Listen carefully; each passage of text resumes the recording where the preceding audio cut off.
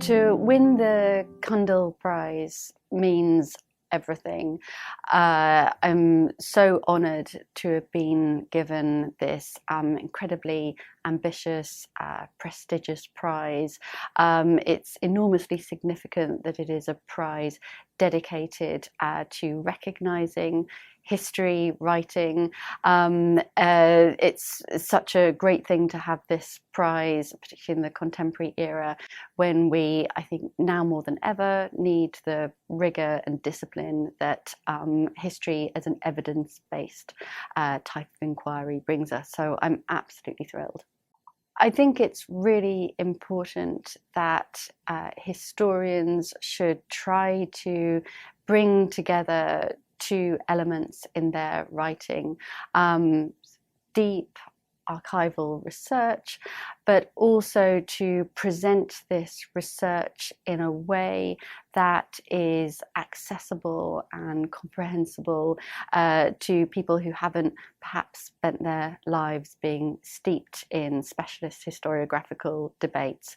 It's obviously essential that history should speak to specialists, that it should try to be original, bring new research questions, new material to light, but it also needs to speak to a wide audience.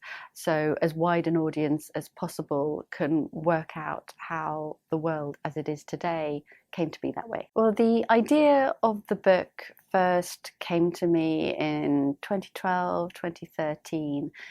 That year, for the first time since the death of Mao in 1976, China, under its then new president Xi Jinping, embarked on a public national revival of Maoist politics and culture. So despite the huge human cost of Mao's rule over China, Xi Jinping and his fellow leaders have brought elements of Maoist politics and strategy back into the mainstream in China. And what really got me thinking hard about the significance of this revival was a sense of surprise amongst many non-specialist Western analysts that Mao was still important in China. I think that many in the West had assumed that after China turned commercial following the death of Mao, they'd assumed that Mao was no longer important, that he'd been sent to the dustbin of history. Instead, China's new Maoist mood after 2012 showed that Mao and his ideas remained central to the legitimacy of China's communist government at a time when it was becoming increasingly powerful economically and politically on a world stage.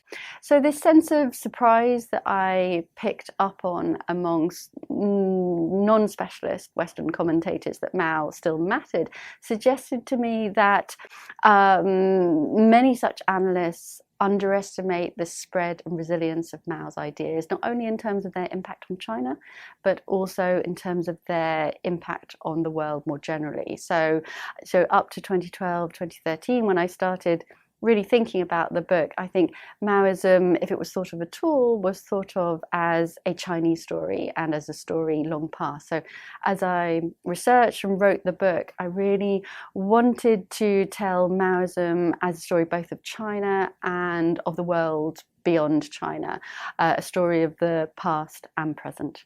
Well, the travel for the book began, obviously enough, in China. And in China, I was deeply fortunate to encounter some of the great archival historians of the Mao era and of China's foreign relations who are working in Chinese in China today. And without their insights, without their forensic knowledge of primary sources and of interpretations, I couldn't have begun to do this research. But naturally, of course, none of these individuals are responsible for the interpretations and the conclusions that I drew in my own research. So I owe a huge intellectual debt to those people who helped me in China. But the travel also took me far beyond China. Many sources within China which would have been useful to me are not in the public domain, because many of the questions raised by the research about the Mao era, and especially the foreign policy of the Mao era, remain issues of red button sensitivity in China today. So that need to find more sources about particular stories and sides to this history took me to many other places. I worked, for example, in the police archives in Paris, so looking at anxieties within Western Europe about the so-called Mao fever among Western European students in the 1960s and the 1970s. Probably my most rewarding research trip was to South Asia. So I spent a week in India and a week in Nepal, where I was, again, very, very privileged to be able to speak to individuals who had participated in or who were witnesses to the history of Maoism in those places from the 1960s to the present day. One of the most exciting things I did was to visit the homeland of Indian Maoism, a place called Naxalbari in far northeast India, where the first Maoist insurgency took place. And that insurgency has turned out to be very, very productive of history, because there is still very significant Maoist insurgency civil war being waged in central and eastern India. And that insurgency traces its roots back to that first event, that first rebellion, that war in northeast India. So to go to the place where it all started and to speak to some of the veterans involved in those events was just an extraordinary experience. So again, I was very fortunate in having two absolutely crucial sources of assistance. One was a group of phenomenal research assistants who helped me in places which I couldn't visit or in languages which I didn't know. So research assistants in, for example, Vietnamese. I had assistance from my fantastic mother in German and Italian sources. So that was really important. Another wonderful event was managing to get a fellowship from the British Academy, which enabled me at a key stage to start putting the book together. So those were essential pieces of logistical assistance. But in terms of the practicalities, the architecture of putting a book like that together, really the fundamentals were the same for any project of history. You start by reading as widely as you can in what's already been written. Although there wasn't a single synthetic comparative study of global Maoism already existing, there's some fantastic studies of particular national case studies, for example, in France or India, in Nepal. So you immerse yourself in these sorts of works. You work out what are the interesting questions to ask, where historians start to disagree with each other, where the gaps are really, and then you start to apply those sorts of research questions to the primary materials that you've got, and also following up footnotes and endnotes. You work out who you need to talk to, who you need to interview, and really it's just a steady process of piecing things together like that. I suppose the one slightly unusual aspect to it is because it was so wide in scope, sometimes opportunities would come along in an unpredictable way. Somebody would be in town in the UK, or I'd have an opportunity to travel. So even if those opportunities didn't fit exactly into the research trajectory that I had, I just had to put down whatever I was doing and go out to speak to that person or go and make that research trip. Even if I couldn't write the material up straight away, I just have to squirrel it away. And then I was so lucky to get this fellowship between 2016 and 2017 that just allowed me to consolidate the material. To produce any book, to publish a book, is a completely nerve-wracking experience. I'd tried to send either the whole book or chapters of the book out to as many readers before publication as I could. As you would expect. You know, I'm a historian trained in the study of China in sinology, but to write a global history of Maoism, I had to familiarize myself with histories and historiographies from very, very far-flung countries and regions of the world. So I was going a long way out of my specialist comfort zone in writing the book. So I tried to reduce those sorts of insecurities and anxieties by sending it out to as many readers in advance. And again, I was so fortunate to encounter the level of intellectual generosity that I did, in terms of people just being willing to read bits and pieces of my work and offer just essential advice and criticism about what I'd done. And after the book was published, I think I've been very lucky to encounter a number of very sympathetic reviewers who've really sought to understand the challenge of the task, and have responded very generously to the way that I tried to go about it. I've been very lucky.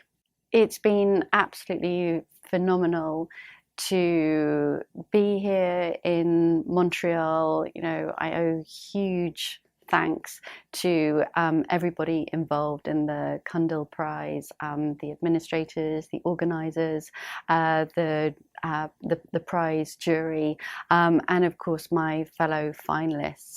It's just been so inspiring to spend time with such engaged and brilliant thinkers and writers. It's absolutely the case that there are brilliant historians of all ages, both early career and more established, more mature historians. It's just a very exciting time to be a historian at the moment. Various phenomena and events have in some ways made the job and the possibilities of writing history even more exciting. Things like increasing digitization, of course, you know, electronic communications, which makes it so much easier to reach out to experts and to sources in very far-flung places. It's just a very, very exciting time right now to be working in this area. History matters to me for so many reasons, but I'll just stick with two here.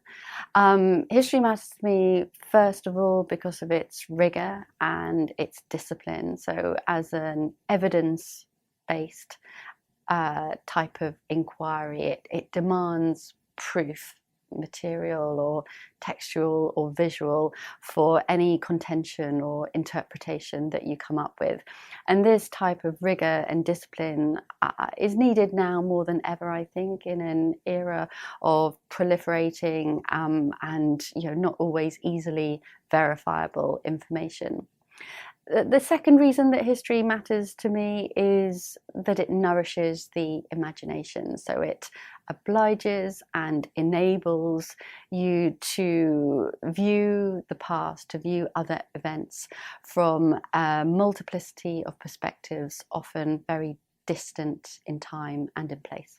Of course, this hugely generous prize it's an amazing and unexpected bonus, and will enable all sorts of things which would not be possible without it, particularly as someone who works on a part of the world which is very distant from where I live in the UK, to potentially have the resources for travel, but also for developing research assistance within Asia. This is an amazing stroke of luck, an amazing stroke of good fortune.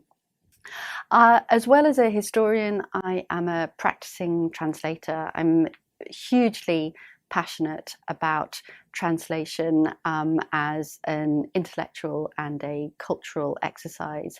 In the UK, in the last few years, we've had a lot of debate in universities about decolonising the curriculum. So enabling students to access perspectives which are not necessarily from the Anglophone West, not necessarily published in English. And for this multi-perspectival type of education really to take off, it's essential also that specialists and academics working on non-Anglophone cultures and histories should have the time and freedom to work on texts in translation, so to bring texts not in English into the Anglophone curriculum. So I've always run my translation alongside my historical research, and I'm just completing a 16th century Chinese novel called The Journey to the West. I suppose you could say that the intellectual link with Mao is that it was one of Mao's own favourite books. I think that he himself responded to the sense of almost anarchic mischief in the book. The central figure is a kind of omnicompetent kung fu monkey king called Sun Wukong. And when Mao himself was preparing for the Cultural Revolution, he tried to stir up and mobilize the Chinese people by saying that we need hundreds of millions of monkey kings to destroy the establishment, to shake China up. But of course, Mao at the same time was a profoundly autocratic man. And this novel is not autocratic at all. In many ways, it's profoundly irreverent of political and religious and social and cultural authorities. So it's a book which is absolutely stuffed full of insights into Chinese culture and Chinese religion. So it's just been a wonderful project to have on the go alongside a contemporary history project.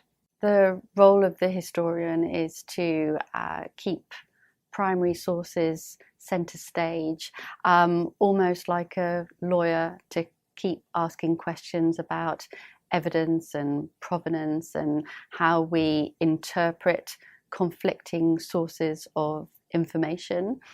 I think the job also of the historian in an era where political and social and cultural commentary is increasingly polarized. The job of the historian is, as far as possible, to embrace complexity. So through their writing, historians should showcase a diversity of perspectives. I think that's one of the really important things that I've learnt from being a historian, to see the world, to see events, to see responses from a multiplicity of perspectives.